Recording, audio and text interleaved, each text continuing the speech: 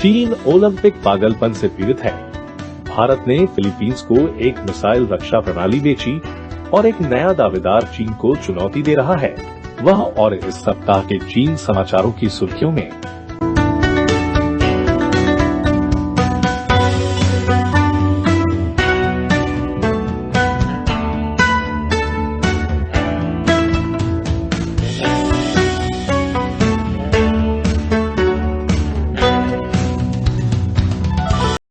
आपका स्वागत है। मैं क्रिस चैपल हूं। बीजिंग 2022 शीतकालीन ओलंपिक लगभग यहां है। चीनी कम्युनिस्ट पार्टी वास्तव में चाहती है कि यह सुचारू रूप से चले, लेकिन किसी कारण से लोग चीनी शासन द्वारा किए जा रहे सभी नरसंहार के बारे में बात करते रहते हैं। चीनी शासन से नफरत करता है और इसलिए हम अपने व्यापारिक स्टोर में इस प्यारी नई टी शर्ट की पेशकश करके 2022 ओलंपिक का जश्न मना रहे हैं। वह बीजिंग 2022 नकली बर्फ असली नरसंहार। लिंक नीचे है। अब आप सोच रहे होंगे कि हमारे टी शर्ट पर ओलंपिक रिंग क्यों नहीं है या ओलंपिक शब्द भी। खैर, ये पता चला है कि अंतर्राष्ट्रीय ओलंपिक समिति बहुत विवादास्पद है और अपने ओलंपिक ट्रेडमार्क को पवित्र मानती है। बहुत बुरा आईओसी मानवाधिकारों के बारे में वैसा ही महसूस नहीं करता है। लेकिन जब आप इस टी शर्ट को पहनते हैं तो आप न केवल चीन द्वारा उपयोग की जा रही नकली बर्फ के बारे में प्रचार करने में मदद करेंगे, लेकिन बहुत वास्तविक नरसंहार भी। और सबसे अच्छी बात यह है कि ये शर्ट चीन में नहीं बनी है। तो नीचे दिए गए लिंक पर क्लिक करके chinauncensored.tv मर्चेंडाइज पर जाएं। लेकिन नरसंहार को नजरअंदाज करने की बात करते हुए Chamath Palihapitiya NBA team golden state warriors में उनकी हिस्सेदारी है और यहाँ उइगर नरसंहार पर उनके विचार हैं। उइगरों के साथ क्या हो रहा है इसकी किसी को परवाह नहीं है। आप इसे उठाते हैं क्योंकि आप परवाह करते हैं और मुझे लगता है कि यह अच्छा है कि आप परवाह करते हैं। हम में से बाकी लोग परवाह नहीं करते हैं। मैं आपको एक बहुत ही कठोर कुरूप सच बता रहा हूं, उन सभी चीजों में से जिनकी मुझे परवाह है। हाँ, ये मेरी रेखा के नीचे है। यह स्पष्ट रूप से एक बड़ी प्रतिक्रिया का कारण बना क्योंकि अनुमान लगाओ कि तुम क्या झटका देते हो। बहुत सारे लोग उइगरों की परवाह करते हैं। वॉरियर्स ने उन्हें बस के नीचे फेंकते हुए ट्वीट किया। एक सीमित निवेशक के रूप में जिसके पास वॉरियर्स के साथ दिन प्रतिदिन के कामकाज नहीं है, मिस्टर पालिपतिया हमारे मताधिकार की ओर से नहीं बोलते हैं और उनके विचार निश्चित रूप से उन लोगों को प्रतिबिंबित नहीं करते हैं हमारे संगठन के। ध्यान दें कि कैसे वे यह नहीं कहते कि उनके कौन से विचार हैं या उइगर, चीन या नरसंहार का उल्लेख करें, क्योंकि दुखद सत्य एक तरह से पलिपतिया सही है। चीन पर एनबीए की चुप्पी साबित करती है कि उसे निचले स्तर की तुलना में मानवाधिकारों में कम दिलचस्पी है। और यह सिर्फ एनबीए नहीं है। हम नरसंहार करने वाले देश के साथ कोई व्यापार क्यों करते हैं? क्योंकि दिन के अंत में बहुत से लोग वास्तव में कुछ दूर के जातीय समूह के बुनियादी मानवाधिकारों की तुलना में अपनी खुद की निचली रेखा के बारे में अधिक परवाह करते हैं। हालांकि मैं नहीं।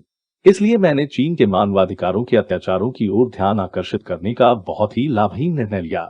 मैं जो कह रहा हूं, कृपया मेरी टी शर्ट खरीद ले। लेकिन ओलंपिक ऐसा लगता है कि वे मुसीबत की ओर बढ़ रहे हैं। ओमाइक्रोन पूरे चीन में व्याप्त है और लोग चीन के इस दावे को भी नहीं मान रहे हैं कि बीजिंग में ओमाइक्रोन का प्रकोप कनाडाई मेल से आया है। देखिए, मुझे कनाडा पर चीजों को दोष देना उतना ही पसंद है जितना कि अगले आदमी को, लेकिन यह मेरे लिए भी बहुत दूर है। बीजिंग में मामले सामने आने के बाद चीन ने अब ओलंपिक टिकटों की बिक्री रद्द कर दी है, जो वास्तव में एकदम सही है क्योंकि अब टिकट केवल दर्शकों के चयनित समूह को ही वितरित किए जाएंगे। इसलिए कोई भी परेशान करने वाला व्यक्ति अंदर नहीं जा सकता है, विशेष रूप से उन सभी प्रमुख कार्यकर्ताओं को नहीं जिन्हें खेलों से पहले गिरफ्तार किया जा रहा है और हिरासत में लिया जा रहा है। अंतर्राष्ट्रीय ओलंपिक समिति ने कहकर गालियों का जवाब दिया, लेकिन अभी भी उन विदेशी एथलीटों की समस्या है जिन्हें जाहिर तौर पर ओलंपिक में भाग लेना है। देखिए, मैं शुरू से कह रहा हूं कि चीनी कम्युनिस्ट पार्टी को और अधिक ओलंपिक बहिष्कार को प्रोत्साहित करना चाहिए, क्योंकि अगर केवल चीनी एथलीट ही प्रतिस्पर्धा कर रहे हैं तो चीन सभी स्वर्ण पदक जीत जाएगा। लेकिन किसी कारणवश कम्युनिस्ट पार्टी मेरी कभी नहीं सुनती, इसलिए उन्हें अभी भी विदेशी एथलीटों से निपटना है। यही कारण है कि वे विदेशी ओलंपिक एथलीटों को चीन में बोलने के खिलाफ चेतावनी दे रहे हैं। शीर्षक दिखाएं, शीतकालीन खेलों में राजनीति पर बोलने के खिलाफ चीन। ने विदेशी ओलंपिक एथलीटों को चेतावनी दी। एक चीनी अधिकारी ने कहा, कोई भी अभिव्यक्ति जो ओलंपिक भावना के अनुरूप है, मुझे यकीन है कि उसकी रक्षा की जाएगी। कोई भी व्यवहार या भाषण जो ओलंपिक भावना के खिलाफ है, विशेष रूप से चीनी कानूनों और विनियमों के खिलाफ, कुछ दंड के अधीन भी है। और वह अनिवार्य ओलंपिक ऐप चीन एथलीटों को डाउनलोड करने के लिए मजबूर कर रहा है। हाँ, यह सुरक्षा खामियों से भरा हुआ है।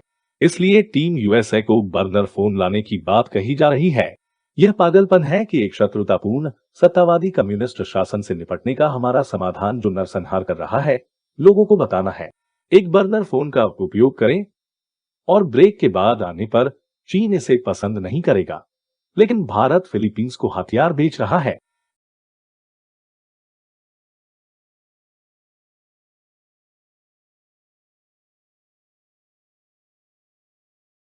वापसी पर स्वागत है। फिलीपींस भारत से तटाधारित जहाज रोधी मिसाइल प्रणाली खरीदने वाला पहला देश होगा। इसकी कीमत करीब $375 मिलियन है। मिसाइल प्रणाली को भारत और रूस द्वारा संयुक्त रूप से विकसित किया गया था। क्या पसंद नहीं करना, फिलीपींस को एक सैन्य ओवरहाल की सख्त जरूरत है। वे अभी भी द्वितीय विश्व युद्ध के युद्धपोतों का उपयोग कर रहे हैं, और ये एक समस्या है क्योंकि चीन तेजी से दक्षिण चीन सागर का सैन्यीकरण कर रहा है। यह क्षेत्र के लिए फिलीपींस जैसे पड़ोसी देशों को चुनौती देते हुए पूरे दक्षिण चीन सागर पर दावा करता है। नई एंटी शिप सिस्टम का उद्देश्य विदेशी जहाजों को देश के 200 नॉटिकल मील अनन्य आर्थिक क्षेत्र में अतिक्रमण करने से रोकना है। हाल ही में फिलीपींस को चीन को अपने ईजेड पर अतिक्रमण करने से पीछे हटने के लिए कहना पड़ा था। हो सकता है कि इसके पीछे थोड़ी और मारक क्षमता होने से चीनी शासन को संदेश मिल जाए। नई मिसाइल प्रणाली फिलीपींस की इजरायल निर्मित स्पाइक यार मिसाइलों समुद्री प्रतिरोध के लिए अपनी पहली जहाज जनित मिसाइल प्रणाली से ऊपर होगी। और ब्रेक के बाद आ रहा हूं, मैं पूर्वी यूरोपीय देशों से प्यार कर रहा हूं।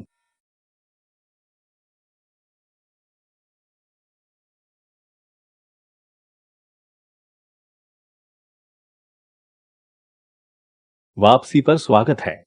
यदि आप देख रहे हैं, तो आप जानते हैं कि मैं लिथुआनिया का बहुत बड़ा प्रशंसक हूं। ऐसा इसलिए है क्योंकि यह चीनी कम्युनिस्ट पार्टी के सामने खड़ा है और ताइवान का समर्थन कर रहा है। लिथुआनिया के विदेश मंत्री ने कहा कि पूरे यूरोपीय संघ को चीन के सामने खड़े होने की जरूरत है। कहने की जरूरत नहीं है कि लिथुआनिया चीनी कम्युनिस्ट पार्टी को पागल कर रहा है। यह सब कुछ कर रहा है जो लिथुआनिया को धमकाने के लिए, अधिकारियों को वापस लेने और अनिवार्य रूप से देश पर एक व्यापार युद्ध शुरू करने के लिए कर सकता है। लेकिन कार्नेगी यूरोप के अनुसार चीन की लिथुआनिया की धमकियों से यूरोपीय एकता को बढ़ावा मिल रहा है, और अब स्लोवेनिया भी चीनी शासन के खिलाफ खड़ा है। ताइवान को एक वास्तविक दूतावास खोलने की अनुमति देने की स्लोवेनिया की योजना से चीन हैरान था और इसकी निंदा की है। मूल रूप से लिथुआनिया के साथ पूरी लड़ाई इसी तरह शुरू हुई थी। और यह देखते हुए कि हमने शो की शुरुआत कैसे की, मुझे खुशी है कि मैं एक ऐसे देश के बारे में बात कर रहा हूं जो चीन को नहीं बेच रहा है। न बिकने की बात करते हुए राष्ट्रों का संघर्ष, विश्व युद्ध 3। अब मैंने इसे खुद नहीं खेला है, लेकिन मैंने इस विज्ञापन को फेसबुक पर तैर रहे गेम के लिए देखा है।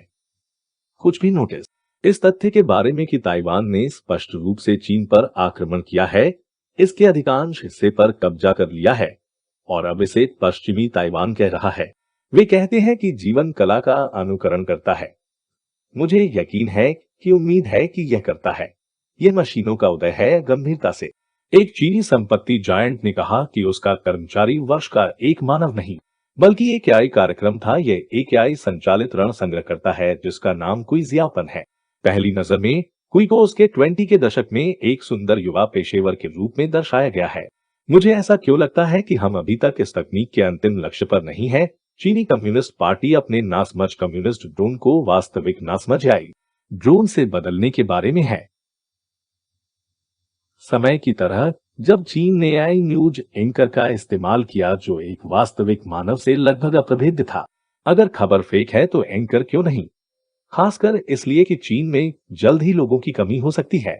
पिछले साल चीन की जन्म दर गिरकर रिकॉर्ड निचले स्तर पर आ गई थी, जैसे दशकों में सबसे कम।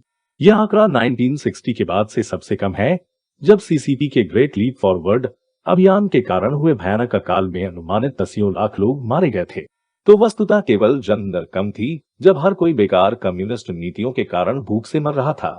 लेकिन कम से कम चीन रिकॉर्ड मात्रा में कोयले का खनन कर रहा है। अच्छी बात है कि चीन जलवायु परिवर्तन से लड़ने के लिए इतनी मेहनत कर रहा है और यह याद दिलाने के लिए कि चीन एक अधिनायकवादी शासन है जैसे कि एक विज्ञान कथा डायस्टोपिया से बाहर है। चीनी communist party operation sky net नामक एक कार्यक्रम चला रही है। हाँ, स्काई नेट जैसे टर्मिनेटर में यह पहली चीज नहीं है जिसे उन्होंने स्काई नेट कहा है।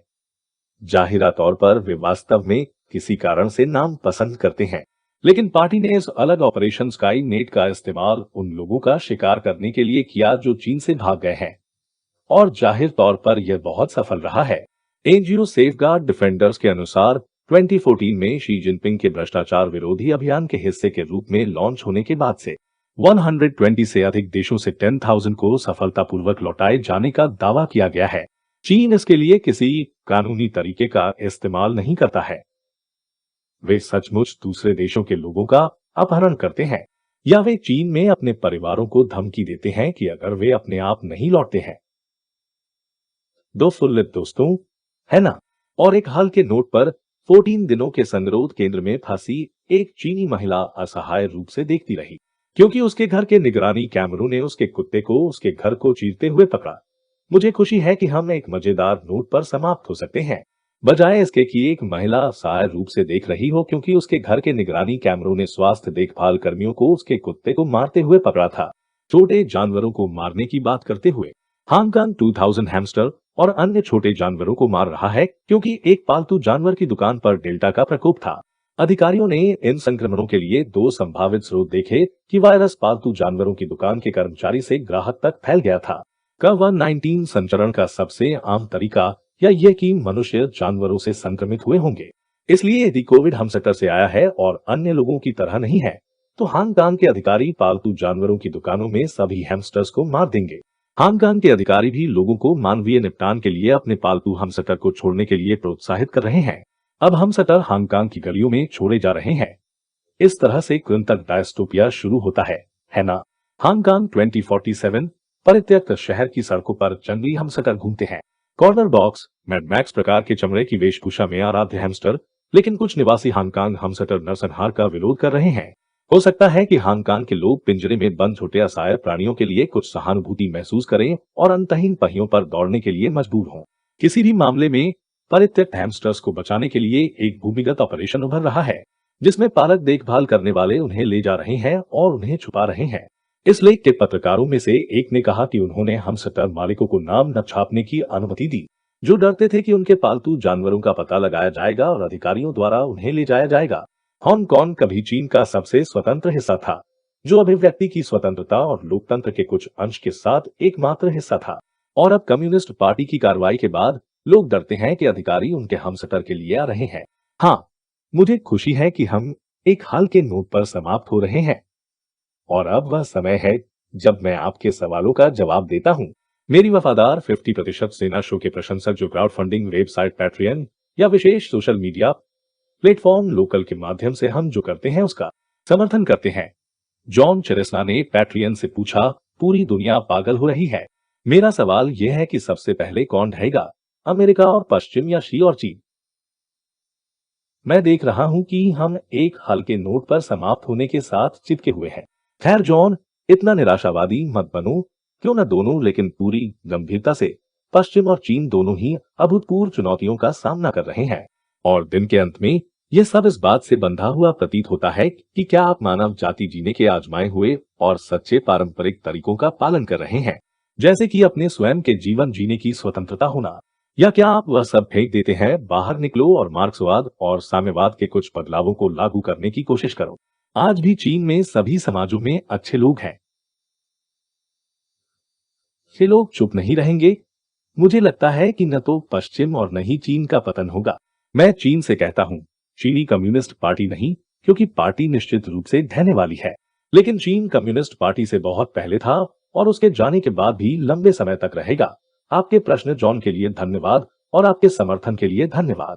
यूट्यूब हम पर पागल हो रहा है, इसलिए इस शो को बनाए रखने का एकमात्र तरीका आपके समर्थन से है।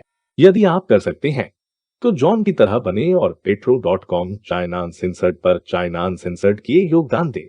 इसके लिए केवल $1 की आवश्यकता होती है और आप इस अद्भुत नई बीजिंग 2022 टी शर्ट या हमारे किसी भी अन्य टी शर्ट और मग को China uncensored dot TV merchandise पर खरीद कर भी हमारा समर्थन कर सकते हैं। दोनों के लिंक नीचे हैं। एक बार फिर मैं क्रिस चैपल हूँ। अगली बार मिलते हैं।